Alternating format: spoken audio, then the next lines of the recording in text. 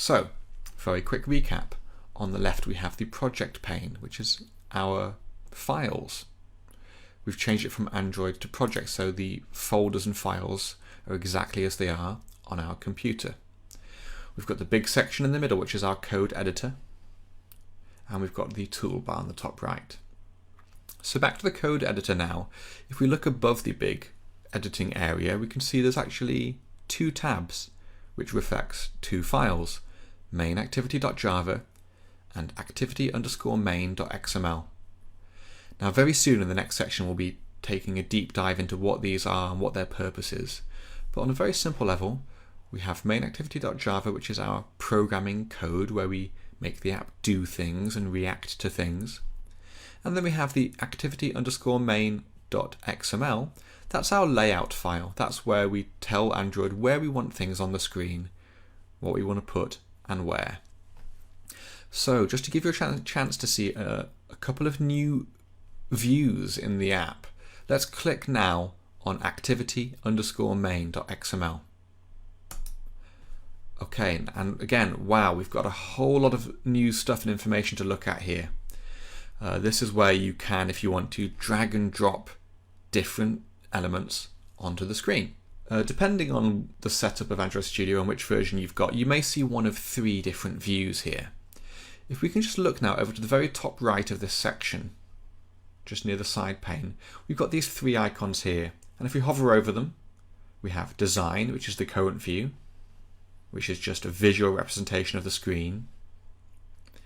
We have a Split view, and we have a Code, text-only view. So Code, Design, and Split.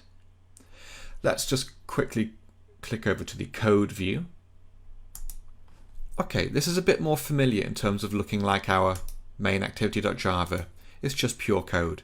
We don't understand what this code is right now, but that's absolutely fine at this point. And let's just look at the final view we haven't yet seen, the split view. Okay, and this is quite nice. It's a relatively new feature of Android Studio. You get to see both at the same time. We may work in this one for quite a lot, but for now we'll just leave it as code for now. So, without going into any detail about the syntax and all the different properties and words here, let's see if there's anything we can understand just without any programming knowledge at all. So, text view. If we go back to our design editor, or even better, let's go to our split view now, why not? Okay, we have some text in the middle called Hello World. And we have this big block here that says text view.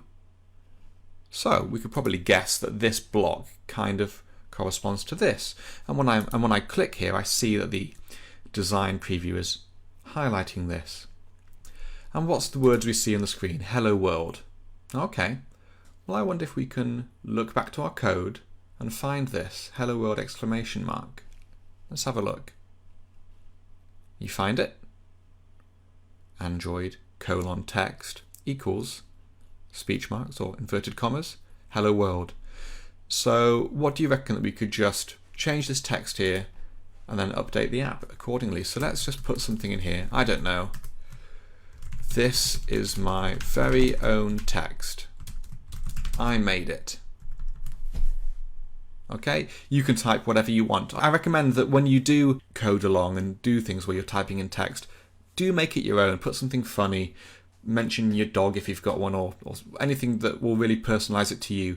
Doing that can really help make it a bit more engaging as you're coding along, rather than just copying what I say, and it will help you retain the learning just a little bit more. So type whatever you want in there, something funny if you like.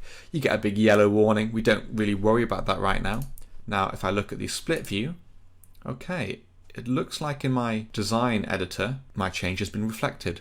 So we can confirm that our first change of our Android app actually works by launching this, and I recommend launching it on the emulator. It's just that little bit quicker, saves you having to plug in your phone and muck around with USB debugging and whatnot. So we're just going to right now run this very simple change that we've made. So let's click run. It will take a moment because my emulator needs to launch. And there it is. It's currently showing the old version of the app. And then it's relaunched, and there we go. This is my very own text. I made it. So even without any understanding of what we've done there and why we've done it, just with a bit of intuition and poking around in the layout file here, we've made a quick little change. In the next unit, in the next section, we're going to go into detail about these two different types of file, where to find them, and we're going to start to develop our understanding of actually why we change what we change and what it does.